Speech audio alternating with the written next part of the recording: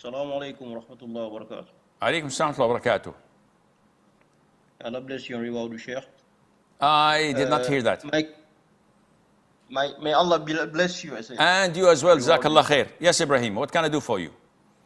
My question today is regarding khulwa. I saw one of your videos where you said that if alone with a woman, do not answer her salam. I live in a multiple apartment house, and the main building where my mother and some other women live is downstairs. That is also where the kitchen where we get our food from is. Among the women living there sometimes is my aunt who raised me when I was a child, but she's a non-mahram. I never stays in a room with one of them.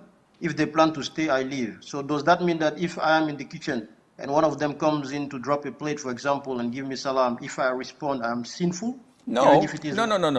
This issue of responding to the salam when there is khulwa is referring to whenever there is fitna. A young, beautiful woman comes in and the man says, Assalamu alaikum.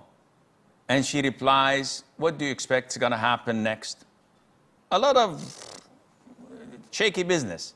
So this is a fitna. She should not respond when there is a possibility of fitna. Someone who is as old as your aunt says, Assalamu alaikum, say, wa alaikum assalam. There's no problem in that. Someone who is an old geezer and that is in the age of her father, and there is respect, and he says, Assalamu alaikum, or she says, Assalamu alaikum, and he replies, there's no problem in that. Allah knows best.